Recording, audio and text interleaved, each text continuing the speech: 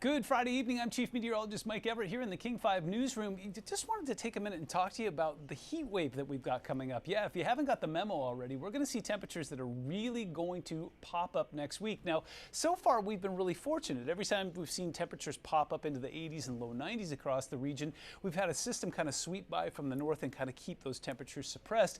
Looks like that little streak is coming to an end. Now, it's not going to last forever. It looks like by the time we get to this time next week, temperatures will start to mellow again, but next week is going to definitely feel like August. So let's hit some of the highlights here. First of all, what you need to know about this weekend, Saturday, no worries. It's going to be a beautiful day out there. It's going to be fairly overcast to start with, but then we'll see that clear right around mid-morning and it'll reveal some sunny skies, temperatures in the upper 70s, lower 80s, just like we've become accustomed to. Now, the heat kicks in on Sunday and it looks like it's going to last through most of the week, and we're talking about some mid to upper 80s and even some low and possibly some mid 90s as we get into Tuesday and Wednesday. We'll look at the mechanics there in a moment. Now, along with that, we're going to see some offshore flow. It's something we haven't seen for a while, where those winds come in from the east. Doesn't look like they'll be particularly gusty, but what it does is it dries out the atmosphere and really raises those fire dangers. So we've already got a few wildfires in the region. Hopefully we don't get any more, but it's pretty dry out there. So one of the questions I get a lot is, does this qualify as a heat wave? It's not going to be in triple digits, but it does qualify. And the reason is the National Weather Service actually defines a heat wave as 2 or more days where temperatures are at least 10 degrees above average. Well, it looks like we're going to have about 4 days like that next week. So yes, it definitely qualifies. Those temperatures, again, Sunday through Thursday will be the warm ones, and it looks like they'll peak on Tuesday and Wednesday, especially across the Seattle metro, and we could potentially hit 90 degrees. Now, we'll see that offshore flow, but as I mentioned earlier, it doesn't look like it's going to be extreme. I'm not seeing any 30 or 40 mile an hour winds, but it will be dry. And then, of course, the other thing too is heat-related illness and those fire concerns we mentioned earlier.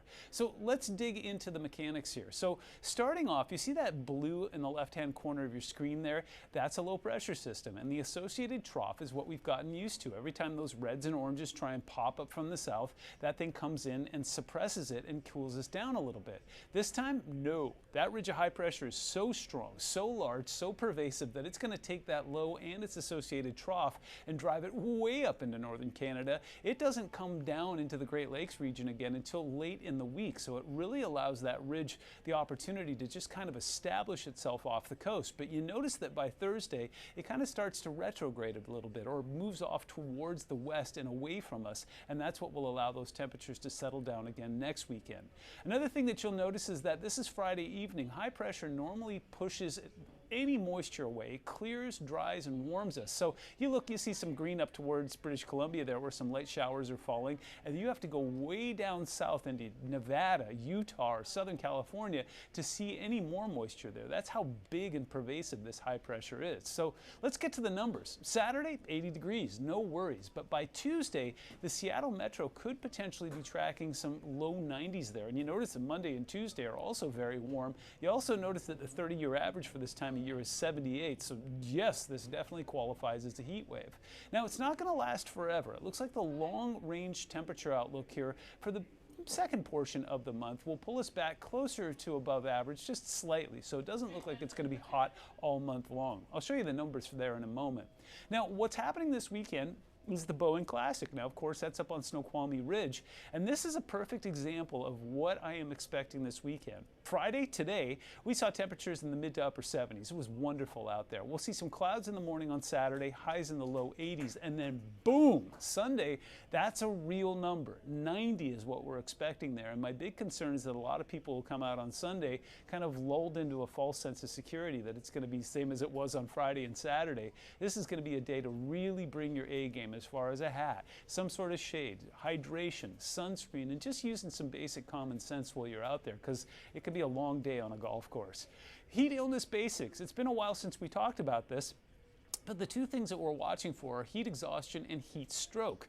Now, there's a few subtle differences between the two, but basically, if you or anybody in your party is experiencing dizziness, confusion, extreme thirst, becomes unconscious, or experiences nausea or severe weakness, that is a very clear sign that they are in some sort of heat distress. Now, if they become unconscious, obviously that's an emergency. You want to call 911. But if they're just kind of dizzy and thirsty, just make sure you're getting them to a cooler area in the shade, loosen their clothing, get them some water, and if those symptoms don't improve, then that's when you're going to want to seek some medical help. As far as the drought conditions go, we know already they're not great. It's dry out there, and of course the latest addition is that orange color over top of the Cascades, where we now have severe drought. We also have abnormally dry and moderately dry conditions across all of western Washington, with the exception of the northern portion of Hood Canal there. So what that means is that conditions are ripe for wildfires. We have several burning in the region right now, but again, because we've had so much onshore flow, we've been really blessed in the sense that we haven't seen a whole lot of wildfire smoke or haze. Starting on Sunday, as that pattern switches and starts to come out of the north and then eventually the northeast, we could start to see some haze not only across the eastern portion of the state, but some of that could spill over into western Washington as well. Now, as far as wind goes, again, we've seen a lot of onshore flow. We've been really lucky so far this summer. By the time we get to Monday, you notice those arrows on the right side of your screen. Those are some easterly winds that will try and come up and over the Cascades, and as they do, they compress, they dry, and they warm. Now again, I expect it to be breezy from the east. I don't expect it to be particularly gusty, but that can be one of the things that contributes to more wildfire haze and possibly even some drier conditions.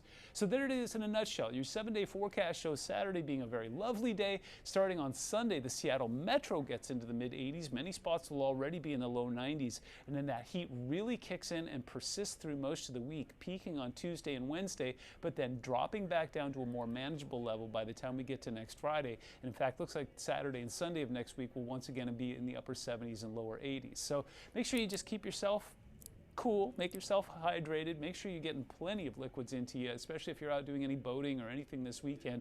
1-to-1 ratio is usually a good idea if you're hitting those adult beverages. 1 water, 1 beverage. You know how to be an adult. That's it from the King 5 Newsroom. It's Friday evening. I'm Chief Meteorologist Mike Everett. Stay safe, have a great weekend, and we'll see you soon.